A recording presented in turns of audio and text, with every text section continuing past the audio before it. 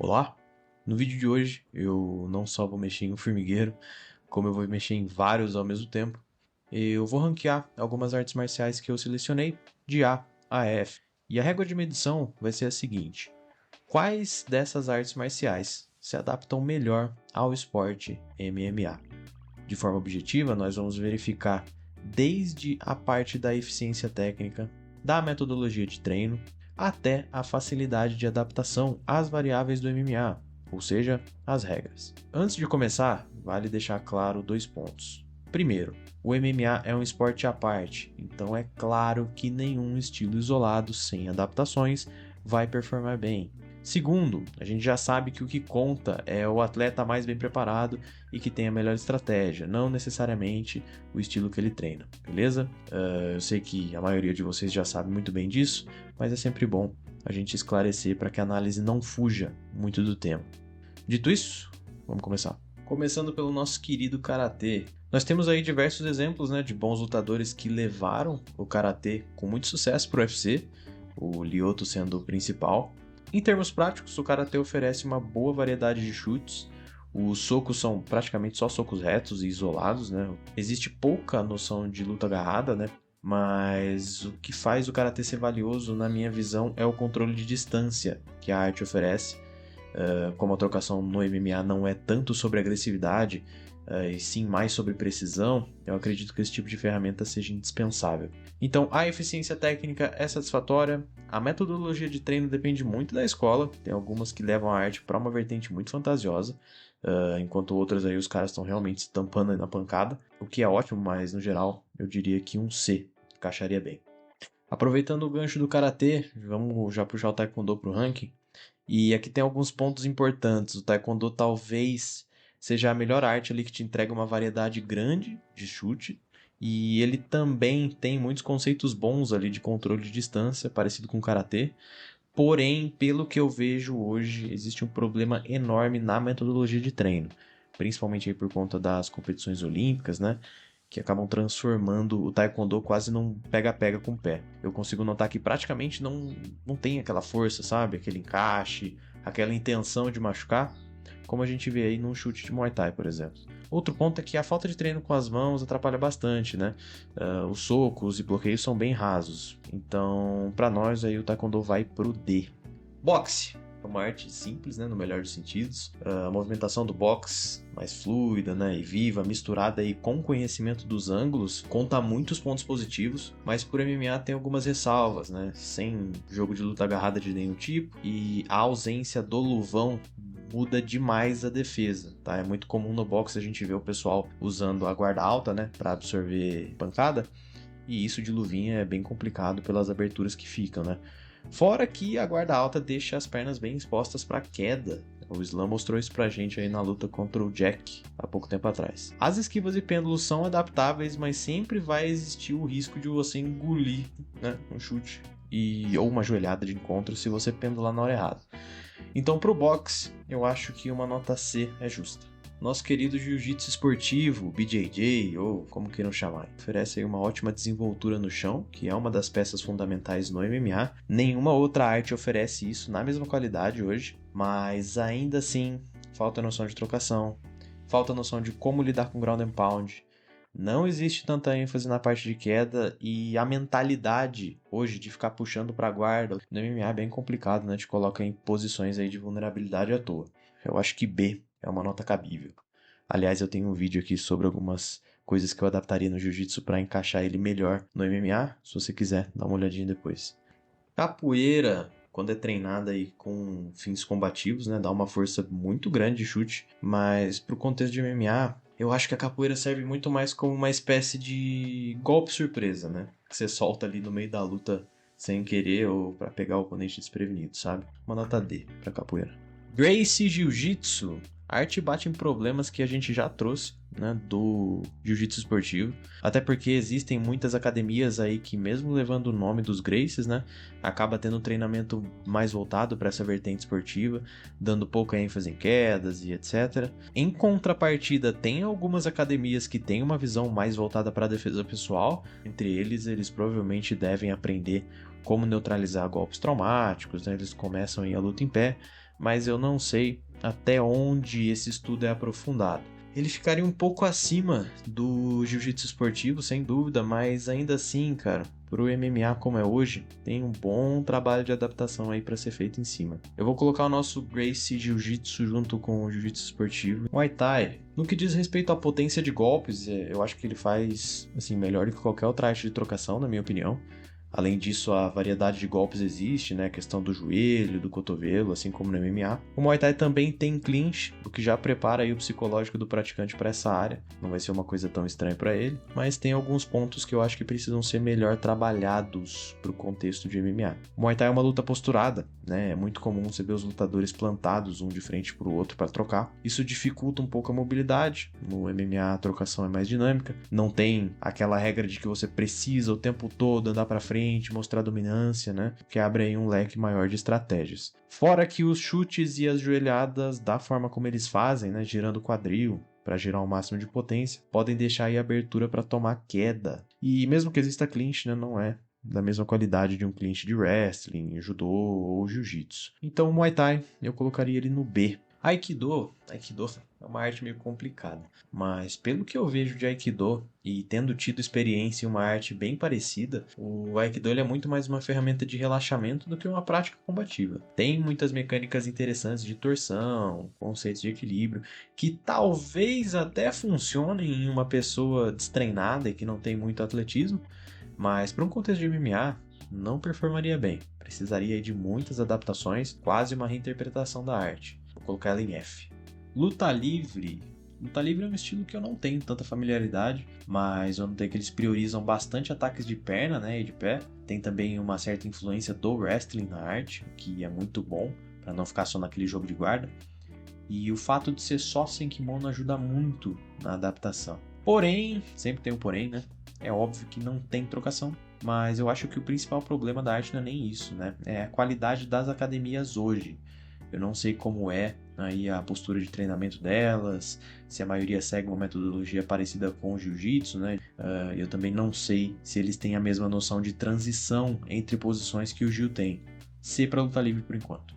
Kickboxing é ótimo, te condiciona a jogar um volume de golpes bem maior que o Muay Thai, oferece aí uma movimentação mais viva, né, muito parecida com o boxe, mas a ausência de cotovelo, joelho e clinch eu vejo que pesam muito nesse estilo, tá? Então kickboxing vai pro C. Judô tem várias coisas boas e ruins para esse cenário. Começando pelas metodologias de treino das academias, eu vejo que tem muita inconsistência. Umas você vê que só tem máquina, né? Um monte de atleta aí que te jogaria de cabeça no chão com a maior facilidade. Mas outras academias parece que não focam tanto ali na parte combativa, o que é um problema. Definitivamente é uma arte que te deixa muito forte, né? Mas o kimono, a remoção das técnicas de pegada de perna e a pouca ênfase no chão são problemas que pesam muito. A mentalidade definitivamente é boa, quedar, ficar por cima, dominar o adversário, mas o resto, por conta das regras olímpicas que mudaram muito, né, a forma de treino, fica complicado. C. Ninjutsu. Olha, eu tenho uma experiência pessoal com ninjutsu. Na minha adolescência eu pratiquei por alguns anos e assim, sendo bem sincero, tá? A parte corpo a corpo ali de combate é muito rasa. Você até tem algumas técnicas de soco, chute, queda, mas assim, tudo bem superficial mesmo. A parte forte do ninjutsu, sem dúvidas, é o uso de arma, né? Tem também aí muitas estratégias de guerrilha, né, que são estudadas, mas assim, tudo muito histórico, feito para um contexto bem antigo, não performaria bem no MMA. Nota F.